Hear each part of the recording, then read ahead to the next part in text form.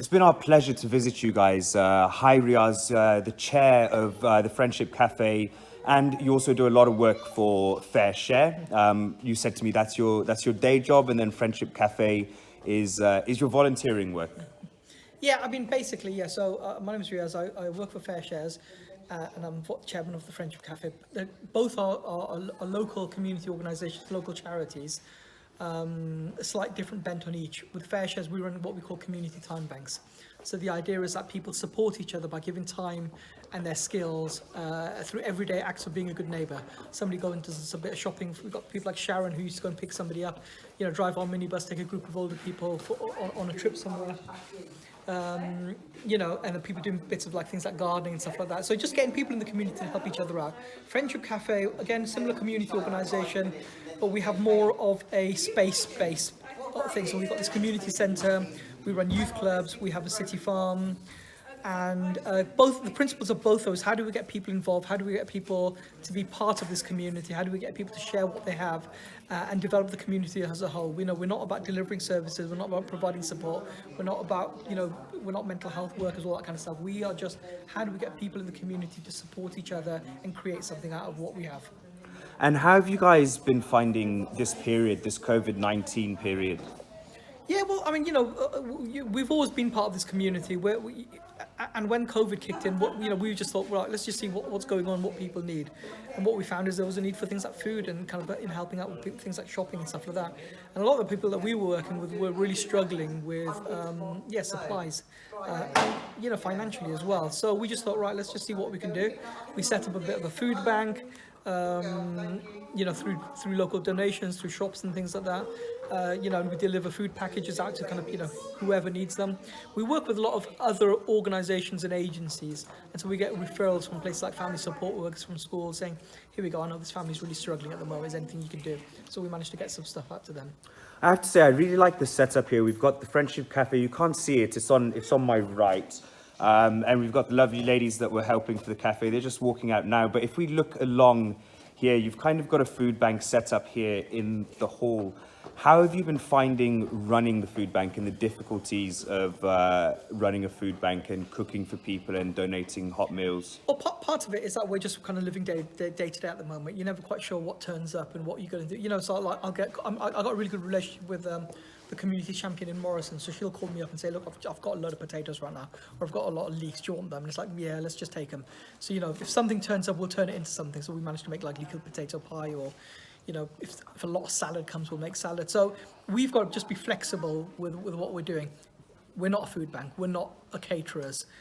We're making up as we're going along. But actually, we've got the skill and flexibility to just take a situation and let's just make the best out of it.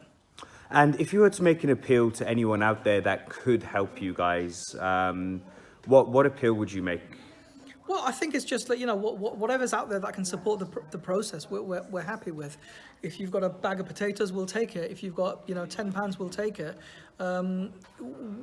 We're just here to provide a bit of an umbrella for people who want to do something positive for the community. So yeah, like I know you spoke to Sharon earlier. Sharon came along and said, actually, I'm working with a group of people in the community who are not really being supported. Can we do something? So it's like, yeah, okay, how can we work together to facilitate that need? And that's really our approach to it.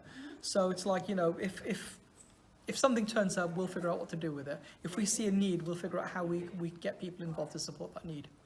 Riaz, thank you so much for inviting us here to Gloucester. It's been a pleasure to be with you. And just finally, what's your final message to everyone out there in the southwest, in the country and beyond? I don't know. I think what the way we're looking at it is we've all got a responsibility to our neighbours. If we can just help our neighbours out, even if it's just giving 1 hour of our time, then we're going to do that. And I think the more people look out for each other, the better for everyone. And the stronger our communities can be. So thanks for everything that everyone's doing, and it's a pleasure to be part of this. We're visiting the Friendship Cafe and Fair Share, and today I've met the lovely Tina. Her daughter Maisie is to the right, but she won't agree to get into the video. Tina, just a quick message to everyone out there, because you've been fantastic helping out here at the cafe. You just said to me a second ago you were the cafe manager, but now you're a community worker. How does that feel to be helping out, and how tough has it been over this period? In the beginning, I didn't realise how tough it was going to be, because it was, you just come in, you get on with it. But as the time's gone on, we're doing more and more meals, which is great. But I feel fabulous about it, because I feel like I'm giving something back, and it's very important as a community. And we can see here meals are ready to go out today. Guys, thank you so much for all the great work you're doing. Have a lovely day, Tina. Thank you. Thank you. Thank you. So we're in Gloucester today at the Friendship Cafe, and I've bumped into a lovely lady called Sharon. Sharon, I was just talking to you about what you've been doing to support communities here in Gloucester, especially younger children. Can you tell me a bit about what's going on? At the moment, I'm delivering to many single parents who have 5, 6 children, some of them. It has been very well received by these people. Today, I've got the women's shelter and the women's refuge. There's 13 families in the refuge and 4 or 5 families in the shelter that I'm going to hopefully be serving today.